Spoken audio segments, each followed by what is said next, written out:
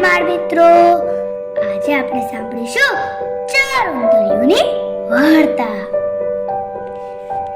ચાર હતી ઉંદરીઓ, ચારેય બહેનપણી. એક રહે ઘંટીમાં, એક રહે હાટમાં, એક રહે વાટમાં ને એક રહે ખેતરમાં. એકવાર એક કણબીએ ગાડું લઈને ખેતરે જતો હતો. વાટે જતા વાટમાં રહેનારી ઉંદરી કચરાઈ ગઈ. કચરાઈને તો પડામાં સાથે ચોટી ગઈ. ગાડું તો ખેતરે ગયું, કણબી ગાડામાં પૂરા ખડકે છે.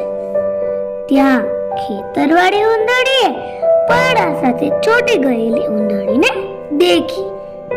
એણે તો કણબી સાથે સંદેશ દીધો, ભાઈ ઉભા વાડિયા, ભાઈ પૂરા વાડિયા, હાટુડીને કહેજે કે વાટુડી મરી ગઈ.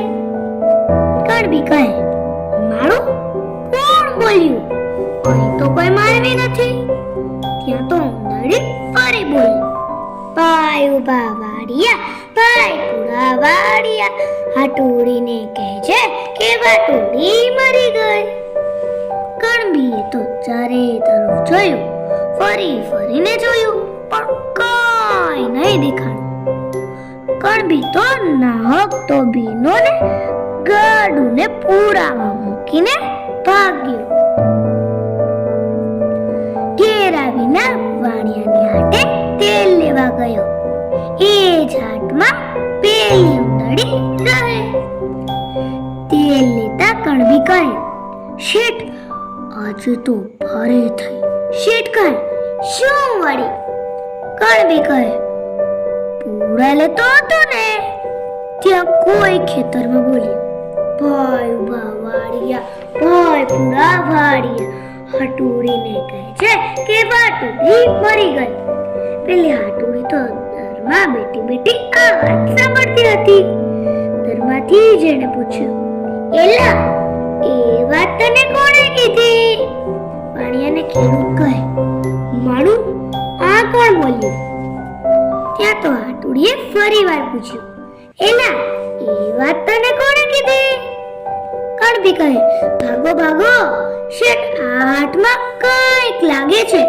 ત્યાં તો શેઠ અને કણબી બે હાથ મૂકીને નાઠા. કણબી ઘરે જઈને કણબળને વાત કરવા લાગ્યો. સાંભળ્યું કે આજ તો મારું એક કૌતુક થયું. ખેતરમાં ગાડું છોડે હું પૂરા પડતો હતો, ત્યાં તો કોક બોલ્યું, ભાઈ ઉભા વાડિયા, ભાઈ પૂરા વાડિયા, હાટુડીને કહે છે કે વાટુડી મરી ગઈ. હું તો એવો પીનો કે ગાડું મૂકીને ભાગ્યો. આ તેલ લેવા ગયો હતો, ત્યાં એવું થયું. વાણિયાને વાત કરતો હતો કે ખેતરમાં કોક આમ બોલ્યું ને હું તો પીને ભાગ્યો. ત્યાં તો વળી કોક હાટમાંથી બોલ્યું, એલા એ વાત તને કોણે કીધી? હાટમાં તો કોઈ નહોતું, અમે તો ભાગ્યા. જરૂર કોક વાસે પડ્યું લાગે. ત્યાં તો ઘંટુની ઘંટીમાંથી સાવણીને સૂંઠિયું માથે મૂકીને બહાર આવીને ફળી વચ્ચે બેસીને બોલી, ભાઈ તને સંદેશ કોણે દીધો?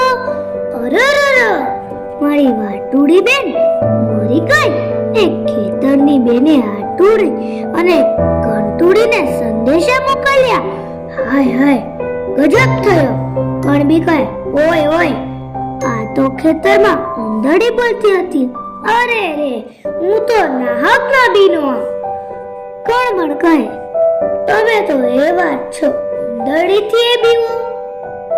આ વાર્તાના લેખક છે ઈજુભાઈ બધેકા, જે બાળકોની મૂછાળી માં તરીકે પણ ઓળખાય છે. Thank you.